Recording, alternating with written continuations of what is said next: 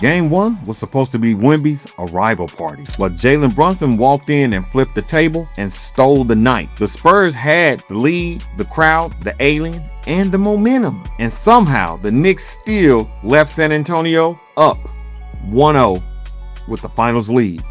This wasn't just a win. This was a warning. Knicks fans, you got every right to be loud today.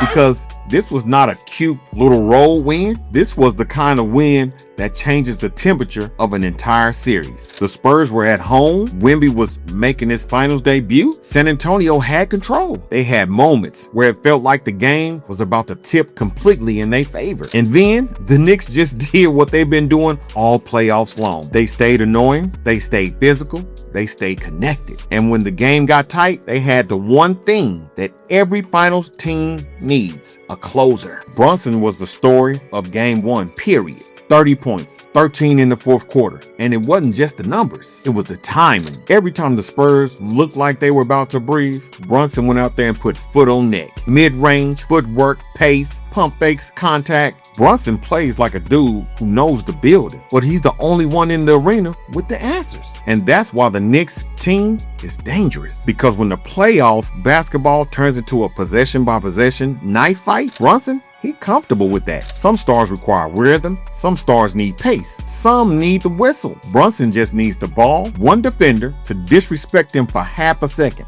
That's it. Now let's talk about Wemby. He still put up 26 points, 12 boards, and 3 blocks. So let's not act like he disappeared. The man is still a nightmare. Wemby changes shots, he don't even block, just by standing in the paint. But this is the finals, and in the finals, pretty good is not always good enough. 6 for 21 from the field, that's rough. And late in the game, you could feel the difference between a superstar still learning finals pressure and a superstar who already knows exactly how to weaponize it. And this is not disrespect to Wemby, that's just the cost of the stage. The finals don't care about your height. The finals don't care about your ceiling. The finals asks one question: can you execute when everybody in the world knows the ball is going to you? And in game 1, we gotta say Brunson answered that question with authority. So the real story of this game wasn't just about Brunson scoring. It really was about the Knicks' toughness when the game got uncomfortable. The Knicks erased the double-digit deficit and closed the game on an 11-0 run. That's nasty work. That's not luck.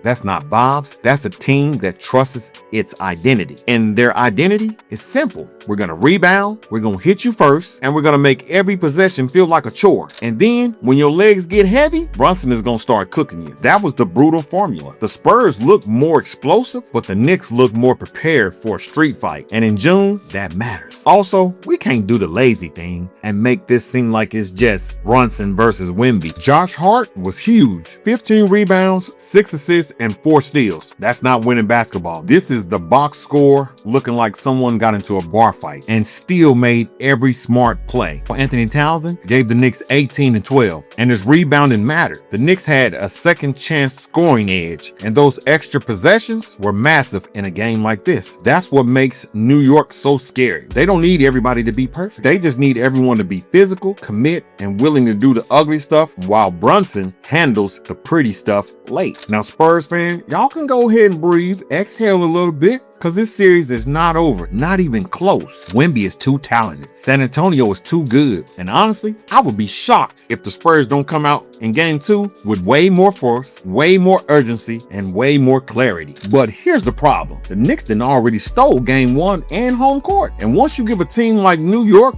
the belief, they become a headache, because now the Spurs are not just trying to win game 2, they are trying to stop the feeling of the New York Knicks might actually be built for this moment. So my best takeaway for game 1 is simple. Wemby might be the future of the NBA, but Jalen Brunson owns the present. Now I want to hear from you. Was game 1 more about Brunson being that dude, or did the Spurs let one slip away? Drop your take in the comments and be honest, because after game 1, the Knicks are not asking for respect anymore. They taking it. Holla at your boy.